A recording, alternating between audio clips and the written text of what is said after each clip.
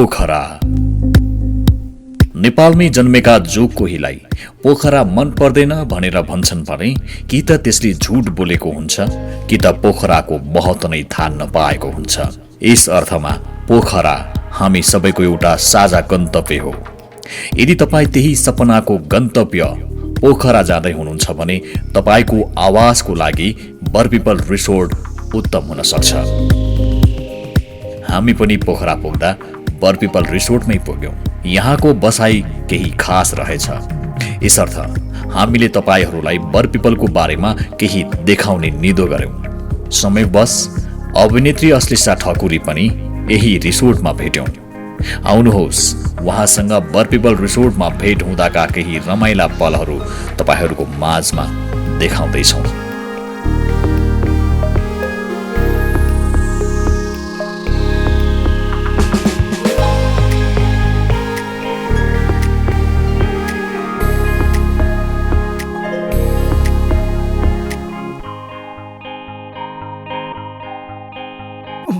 नमस्ते, मेरो नाम चाहिँ ईश्वर कडेल।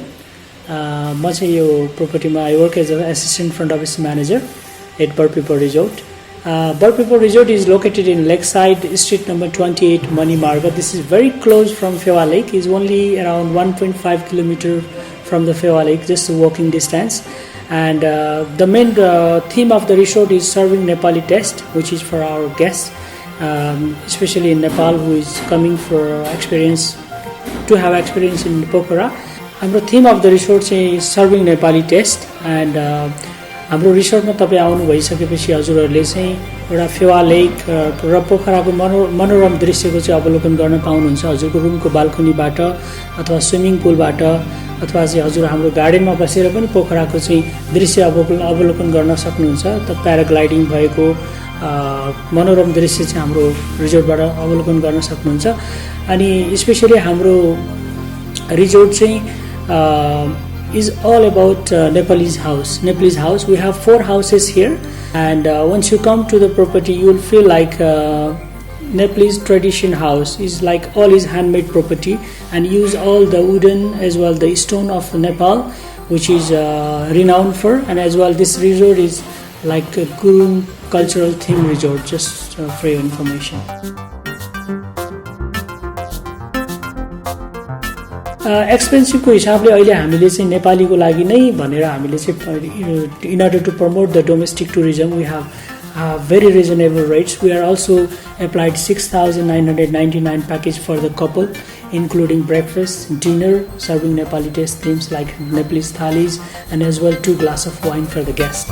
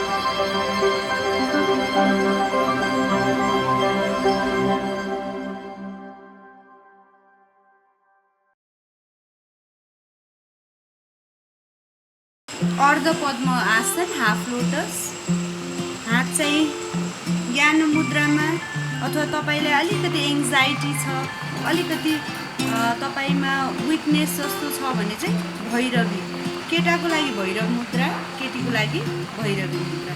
त्यसैले अलिकति पावरको लागि भैरवी मुद्रा मैले चाहिँ लेफ्ट अर्ध पद्म आसन गरे, हाफ लोटस, हात भैरवी मुद्रामा, शरीर सिधा,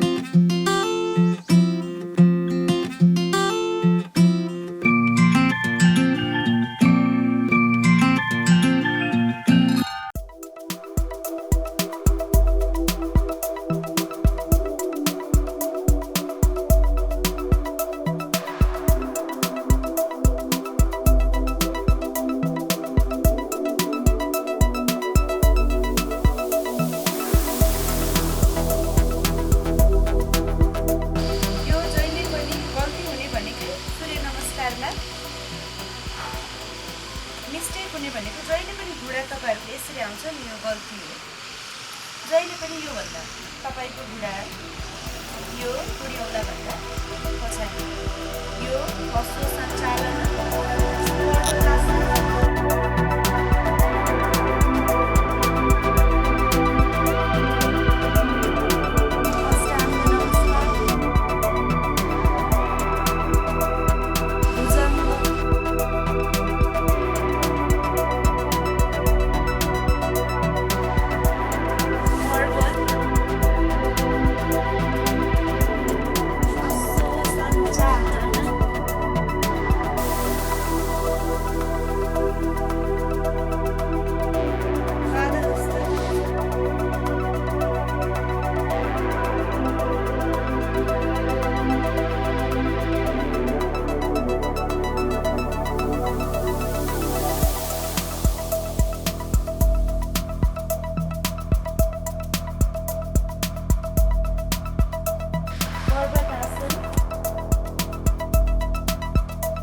अष्टाङ्ग नमस्कार,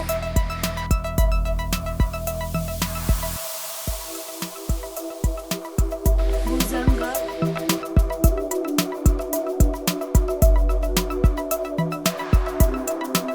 पर्वत, हस्रो सञ्चालन राइट लेगबाट बिगिन गरेर लेफ्टमा अनि फेरि लेफ्टबाट राइटमा आउने अनि त्यसपछि सल्सालुटेसन complete.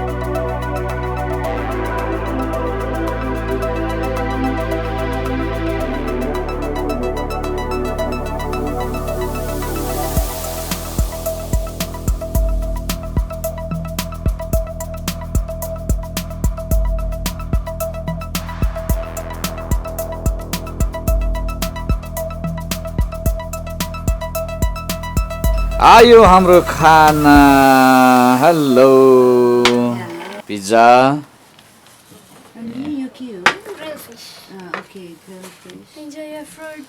Okay thank you so sweet hello असले साजी हो भनेपछि आज हामी बर पिपलको पिज्जा खाँदैछौँ स्पेशल यो तपाईँको लागि पिज्जा हजुर होइन हामी सबैजना सेयर गर्ने यो ग्रिल फिस चाहिँ हजुरहरूको लागि हो तर कस्तो हेल्दी देखिरहेछ यो पिज्जा चाहिँ हामी सबैजना सेयर गर्ने यो चाहिँ बर पिपलको स्पेसल सो फुड पनि मलाई आई लिटरली लभ बर पिपलको एकचोटि आउनुहोस् यहाँको फुड टेस्ट गर्नु पिज्जा पनि मैले आई रिमेम्बर काठमाडौँमा ठाउँ ठाउँको पिज्जाहरू खाएँ सो त्यही टक्करको पिज्जा छ आउनुहोस् खानुहोस् and literally so I am hungry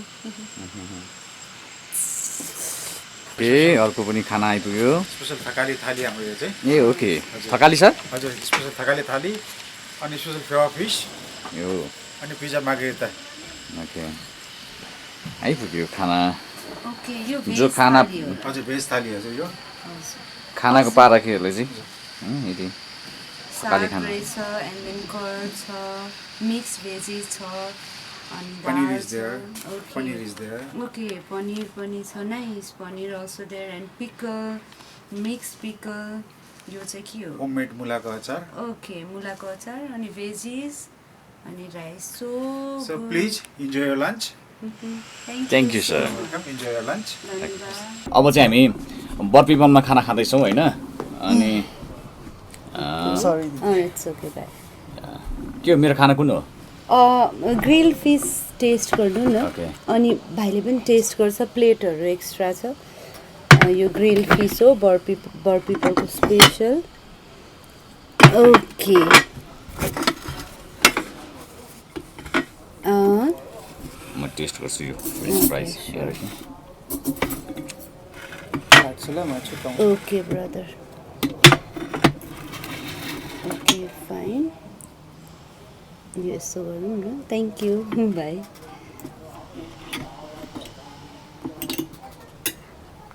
okay अनि अर्को पनि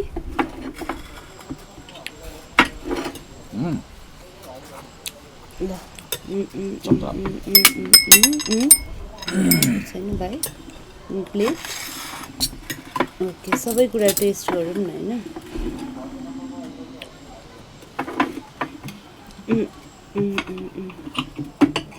प्रभाजी यस यो पिज्जा एउटा हजुर भाइ you can continue pizza taste गरौँ हजुर ल खाऊँ ल दिदी ल हामीले खायौँ ल गोइङ टु यदि स्टार्ट पोखरा आउँदै हुनुहुन्छ राख्नु। भनेदेखि नि बरपिपलमा बस्नु भएन भने तपाईँ पोखरा आएको चाहिँ खास काम लाग्दैन होइन भ्यालु नै हुँदैन हजुर यो चाहिँ के त छैन नि यो बर पिपल न्यू भेन्यू हो होइन हस्पिटालिटीको लागि होइन तर एकदमै सजिलो हुन्छ राम्रो होइन यो अलिकति कट गर्न खोजिरहेको छु म होइन चाँडै ओके ओके तपाईँ पनि लिनु न हजुर म लिन्छु हजुर खानु न होइन मलाई हजुरले पिज्जा खाएको हेर्न मन छ ओके र क्यामेराको अगाडि पहिलोचोटि खाँदैछु म म पनि पहिलोचोटि आयो हाम्रो रुपेश हो क्यामेरामा जहिले पनि सपोर्ट गर्ने क्यामेराको मेन मान्छे डिओपी भनौँ न होइन अनि रुपेश हामी पोखरा आइपुगेका छौँ असली साथीसँग भेट भयो प्लिज खाउँ हजुर धेरै राम्रो छ बर पिपल मैले आज थर्ड डे हो 3 दिन भयो मैले फुड टेस्ट गरिरहेको छु हेल्दी छ अनि एउटा अमेजिङ कुरा यहाँको पिज्जा पनि दामी छ दामी रहेछ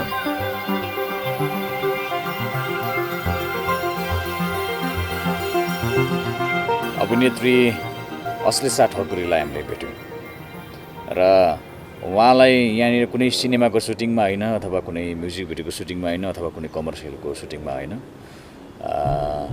हामी यो बर पिपल रिसोर्टमा आइपुग्दा उहाँ चाहिँ यहाँ चाहिँ योगा गर्दै र अरूलाई सिकाउँदै गरेको अवस्थामा भेट्यौँ र यो मौकामा यो संयोगमा हामी उहाँसँग कुराकानी गर्न गइरहेका छौँ एउटा अभिनेत्री पछिल्लो समयमा मैले केही समय अगाडि एउटा अन्तर्वार्ता लिएको थिएँ उहाँ म योग साधनामा गरिरहेको छु भनेर भन्नुभएको थियो पछिल्लो समयमा योग साधना भन्नु मैले त ख्यालको होला भनेको साँच्चीकै उहाँ त यति धेरै साधनामा लिप्त भइसक्नु भएछ कि केही अनौपचारिक कुराकानी गर्दाखेरि उहाँले भन्नुभयो मलाई यो ग्ल्यामर फिल्डमा अब मलाई पुग्यो भन्नुभएको छ म कुरोको सुरुवातमै म सोध्न चाहन्छु असली चाहिँ स्वागत छ यहाँलाई धन्यवाद थ्याङ्क यू सो तपाईँलाई वैराग्य प्राप्त भएको हो वैराग्य त त्यस्तो लाग्छ हजुरलाई होइन नत्र भने तपाईँले जुन रुद्राक्षको माला लाउनु भएको छ योग साधना गरिरहनु भएको छ होइन अनि साइलेन्ट बसिरहनु भएको छ अनि अरूलाई सिकाउँदै हुनुहुन्छ ओके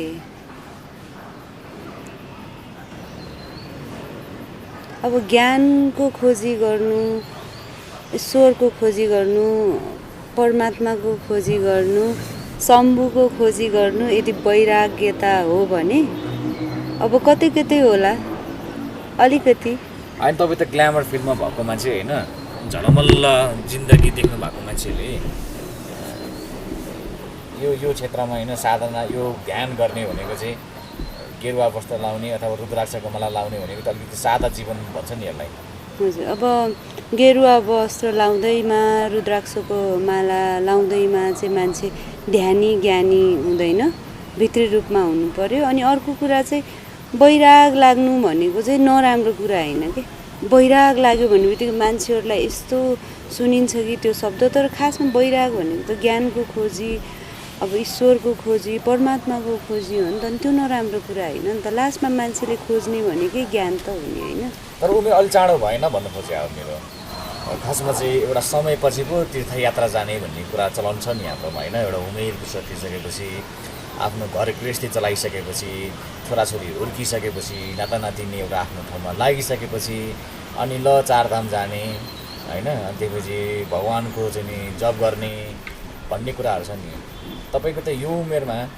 यो यौवन अवस्थामा तपाईँले चाहिँ त्यो हुन्छ नि वैराग्यता लिएको जस्तो देखिन्छ कि अब सबैको जिन्दगी एउटै हिसाबले एउटै तरिकाले चल्दैन प्रभातजी नि तर ज्ञान प्राप्ति गर्न अथवा भगवान्लाई पुज्न भगवान्लाई मान्न योग साधनाको बाटोमा हिँड्नको लागि चाहिँ 40 वर्ष कट्नै पर्छ 50 वर्ष कट्नै पर्छ गृहस्थीमा लाग्नै पर्छ भन्ने छैन मैले ज्ञान योगा अथवा ज्ञान प्राप्तिको लागि त म ज्ञान र ध्यान पढेर त त्यो बाटोमा लाग्न सक्छु नि त होइन संसारले यसरी चल भनेर मलाई बाध्न त मिल्दैन नि त होइन त्यही कारण तपाईँ त लाग्नुभयो हजुर अब चाँडै तपाईँलाई चाहिँ त्यो भगवान्लाई खोज्नु पर्यो भने किन आवश्यकता महसुस भयो अब मेरो लागि चाहिँ ज्ञानलाई खोज्नु हो अनि मेरो लागि चाहिँ ईश्वर ज्ञान हो अनि ज्ञान ईश्वर हो क्या अनि त्यो कारणले गर्दा चाहिँ अब जिन्दगीमा मैले नै पुरै जिन्दगी बुझेँ भन्ने हुन्न, तर मेरो भागको जिन्दगी त बुझेँ नि त होइन, मेरो भागको भोगाइहरू बुझेँ। अनि त्यो कारणले गर्दा म ज्ञानको खोजीमा थिएँ। मलाई सबैलाई चाहिन्छ क्या, तपाईँहरू पनि सबैले, हामी सबैले नै त्यही खोज्ने हो कि। अब भोगाइहरू भयो होला जिन्दगीमा नि। अनि एउटा चाहिँ योगाको पाटोमा म साधकको हिसाबले मात्र लागेन नि त, म एउटा अब योगाको प्रशिक्षक पनि भएँ नि त। अनि त्यो कारणले गर्दा मेरो जिन्दगीको काम, मेरो जिन्दगीको आकार, मेरो जिन्दगीको रहनसहन, मेरो जिन्दगीको लवाइ खवाइ नै योगा भयो कि। त्यो कारणले गर्दा पनि मलाई सजिलो भयो। अब मेरो योगा भनेको मेरो प्रोफेसन पनि त भयो नि त। अनि त्यो कारणले गर्दा अनि मलाई सजिलो भयो यो बाटोमा हिँड्नको लागि। भनेपछि अश्लेषा ठकुरीले कलाकारिता प्रोफेसनलबाट तपाईँले चेन्ज गरेर अब तपाईँ योगा अथवा योग गुरु हुनुभएको हो। तपाईँको प्रोफेसनल चाहिँ अब योगा हो। अब म योगा प्रोफेसनमा लागेको त अब त झन्डै 2 वर्ष हुन आँटिसक्यो। 2 वर्ष हुन आँटिसक्यो। मैले 1.5 वर्ष 1 वर्षको समयमा मैले धेरैलाई योगा प्रशिक्षण दिइसकेँ। मेरो गुरुको अन्डरमा बसेर मैले धेरैलाई योगा सिकाइसकेँ। शारीरिक रूपमा, मानसिक रूपमा सबैले लाभ प्राप्त गर्नुभएको छ। अनि यो कुरा गर्नु भनेको त राम्रो कुरा हो नि त। एउटा युथले पनि त गर्न सक्छ नि त। अध्यात्ममा लाग्नको लागि चाहिँ बुढेसकाल नै लाग्नुपर्छ भन्ने छैन नि त। अध्यात्ममा लाग्ने बित्तिकै सबै गुरु बन्छ, सबै अहिले परिपूर्ण हुन्छ भन्ने चाहिँ छैन है। तर त्यो कारणले गर्दा समयसँग त्यो हुँदै जान्छ। तपाईँले यसमा यो क्षेत्रमा लाग्दै गर्नु हुँदाखेरि चाहिँ तपाईँले सिनेमा क्षेत्रमा सन्यास लिनुभएको हो। जिन्दगीमा छोड्ने समात्ने भन्ने केही हुन्न। अब सन्यास प्रभातजी होइन, सिनेमा क्षेत्रलाई, हजुर सिनेमा क्षेत्रलाई दिने कुराहरू दिइयो होइन, सिनेमा क्षेत्रबाट लिने कुरा लिइयो। एउटा मान्छेले जिन्दगीमा केही गर्छ भनेपछि अब हामी एउटा कुरा भनौँ, मास्लोज हायरकी अफ निडमा सबैभन्दा तल के हुन्छ? फुड, क्लोथ, सेल्टर, सेक्स हुन्छ। त्यसपछि के हुन्छ? एजुकेसन हुन्छ। त्यसपछि हुन्छ एडिसनल निड्सहरू हुन्छ। त्यसपछि हुन्छ सेल्फ रियलाइजेसन, सेल्फ एक्चुअलाइजेसन र रियलाइजेसन। जाने माथि नै त हो नि होइन। धेरै कलाकारहरू, धेरै बिजनेसम्यानहरू, आफ्नो फिल्डमा काम गर्नेहरूले पनि बोध गर्नुपर्ने कुरा त्यही हो नि त होइन। अब मैले पुरै क्षेत्रमा सबैभन्दा बोध गरेर म हिँडिसकेँ भन्दैन, तर मेरो भागको मैले बोध गर्नुपर्ने कुरा, मेरो दायित्व छ नि त। मेरो समाजमा पनि त दायित्व छ नि त, कलाकारितामा मात्र छैन। मेरो परिवारमा दायित्व होला, मेरो जिन्दगीमा मेरो पढाइ छ। त्यो कारणले गर्दा त्यो हिसाबले चाहिँ मैले आफ्नो जिन्दगीको यात्राहरू चाहिँ अगाडि बढाइरहेको छु, जता चाहिँ ज्ञानलाई चाहिँ फोकस। मेरो प्रश्नको सिधा उत्तर दिनु न। तपाईँले सिनेमा क्षेत्रमा सन्यास लिनुभएको हो। अघि हजुर सिनेमा क्षेत्र पुग्यो भन्नुभएको थियो होइन? हजुर, मैले सिनेमा क्षेत्रबाट पाउनुपर्ने कुराहरू हजुर पाएँ, दिनुपर्ने कुरा पनि दिइसकेँ। सन्यास लिनुभएको हो कि होइन? हजुर हो, जय शम्भो हो। तपाईँले सन्यासै लिनुभएको? हजुर, मलाई लाग्छ अब चाहिँ मैले पढाइतिर ध्यान दिनुपर्छ। मान्छे कलाकारिता अथवा केही गर्छ, नाम कमाउनुको लागि गर्छ, समाजमा किन आउँछ त? समाजलाई केही गर्नुको लागि आउँछ नि त होइन। अनि मैले चाहिँ अध्यात्मबाट भन्दा पनि योगाबाट मैले समाजमा युवाहरूलाई यो कुरामा चाहिँ इन्स्पायर गर्न सक्छु कि योगा गर्नको लागि चाहिँ बुढेसकाल नै लाग्नुपर्छ भन्ने चाहिँ छैन है। एउटा युवाले पनि, एउटा पढिरहेको एउटा विद्यार्थीले ज्ञान योगा गर्न सक्छ नि त होइन। ज्ञान योगा, राजयोगा, ध्यान योगा गऱ्यो भने उसको शारीरिक, मानसिक उसले मजाले बेनिफिट लिन सक्छ। अहिलेको वर्ल्डमा धेरै क्राइसिस छ, ऊ त्यो क्राइसिसलाई फाइट गर्न सक्छ कि। ज्ञान भन्ने कुरा त हाम्रो पूर्वीय सिद्धान्तमा त छ नि त। ज्ञान त पूर्वीय सिद्धान्त बिना त अपुरो छ। यति ठुल्ठुलो ज्ञानी मान्छेहरू जो चाहिँ पाश्चात्य सिद्धान्त अथवा वेस्टर्न एजुकेसन सिस्टमबाट परिपूर्ण, टेक्निकल इन्जिनियरदेखि लिएर डक्टरदेखि लिएर ठुल्ठुलो बिजनेसम्यानहरू क्राइसिसमा हुनुहुन्छ, किनभने उहाँहरूलाई नलेजको ग्याप, ज्ञानको ग्याप छ नि त। हामीले आफ्नो सिद्धान्तलाई अगाडि लैजानुपर्छ जस्तो लाग्छ मलाई चाहिँ। अनि थ्याङ्क यू सो मच हजुर आइदिनु भयो। यसरी नै माया गर्नु, किनभने म हजुरको त थ्रुबाट दर्शकसँग जाने हो। एउटा बौद्धिक मान्छे लाग्छ मलाई प्रभात लामा। उहाँले जहिले पनि मेरो भित्री कुराहरूलाई चाहिँ उजागर गरिदिनुहुन्छ, दर्शक सामु पुगाइदिनुहुन्छ। त्यो कारणले गर्दा धन्यवाद, नमन गर्छु तपाईँलाई। जय शम्भु, जय शङ्कर, जय